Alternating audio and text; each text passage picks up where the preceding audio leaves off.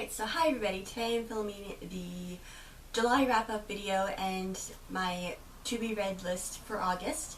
So I'm going to get right into it. I ended up reading 13 books in the month of August, which is the most that I have read since I've started keeping track of how many books that I read per month. Some were good, some were just not my kind of thing, but it ended up being a pretty good month. The first book that I ended up reading was The Universe vs. Alex Woods by Gavin Extence, I think is how you pronounce the last name. And I ended up giving this 3 stars out of 5. It was a pretty good plot, but I found that there was a lot of information that the author was giving that kind of weighed down the story. A lot of the things were just overly explained and just kind of felt unnecessary. But I did enjoy the characters, and if I took out all the extra information that was given, the basic plot was something that I did enjoy. The next book I ended up reading was Beauty Queens by Libba Bray, and I know a lot of people who have liked this book and love this book, but it just wasn't my kind of thing. I ended up giving it 2 stars. I just didn't really find myself enjoying the book as I was reading it. I finished it, but that was pretty much all I could say about it. Then I read Autumn by Sierra Dean, and I gave 3 stars, and it was another one where I enjoyed the basic plot of the book,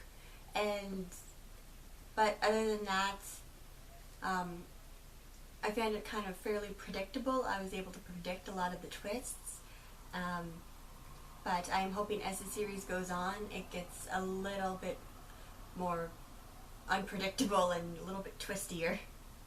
The Unlikely Hero in Room 13B by Teresa Toten, and I ended up giving this 4 stars out of 5. I really enjoyed this book. It is about a 14-year-old boy with OCD, and he is part of an OCD teen support group, and it was just fun and lighthearted, but at the same time kind of suffocating because you really get into this character's head and you learn what it's like to live with this. And I also really enjoyed that all of the kids in the support group pick alter egos, and a lot of them are superheroes. So it was a really, really good read. The next book I read was All Our Yesterdays by Cristin Terrill, something like that. And this is another 4-star book. I really enjoyed the different take on time travel that the author gave, and the characters were some of my favorites that I have read so far this year.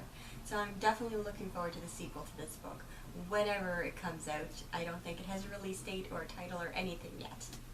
And for actual physical copies of books that I've read, Taking Chances by McAdams, and this was 2 stars out of 5. I know a lot of people who have read this book and enjoyed it. I know a lot of people who have read this book and hated it. I can't say I really hated it, but it was a struggle to get through, especially once I got probably about 60% or so in, and the book hits a lot of my pet peeves while reading, so it was just really hard to get through. The Statistical Probability of Love at First Sight by Jennifer E. Smith, and I ended up giving this 3.5 stars. It was really quick read, but it was really cute and really enjoyable. There wasn't a whole lot to it, but it was still a really fun read, and I really enjoyed the characters as well. Icons by Margaret Stohl, and I ended up giving this 2 out of 5 stars. I was so excited to read this book, and I just found myself being very disappointed. It just felt like nothing happened. I started the book, and then I finished the book, and in between, I should have felt like something major happened, and I just never really got that feeling. There's about maybe 30 pages near the end where things kind of pick up, but other than that, it's just not a lot happens. The Ward by Jordana Frankel, which was also 2 stars. Again, it was a book that it felt like more happened in this book, but I didn't find the world building all that great, and the characters could have been a little bit better. I actually found myself getting a little annoyed at the main character instead of wanting her to succeed. And I found it also pretty predictable. So, Twice Bitten by Chloe Neill, which is the third book in the Chicagoland Vampires series, and I ended up giving this 3 stars out of 5. I've kind of been hoping that the series picks up in action as it goes on, and this book definitely did that. The action started a lot sooner, the plot was a little bit more complex, but at the same time, in doing that, I found it to be more predictable. I was able to predict a lot of the things that was going to happen, so I found myself being a little bit disappointed. I'm hoping as the series goes on, it gets a little bit less predictable. The Sea of Monsters by Riordan, and I ended up giving this 3.5 stars. Again, it was a little bit predictable, but enjoyable. I'm really loving this series so far. We're actually going to go see the movie for this tonight, so hopefully the movie is at least decent. Eleanor and Park by Rainbow Rowell, I think is how you pronounce her last name. I ended up giving this 4 stars. I really enjoyed this book. I really enjoyed that it was set in the 80s. You know, I didn't really grow up much in the 80s, but I still got a lot of the references that was there, so that was a lot of fun. And the characters were really enjoyable. The plot was pretty basic. There wasn't a whole lot of twists and turns, but it was still a really good read. And then the last book that I read was Smoke by Hopkins, which was the sequel to Burn.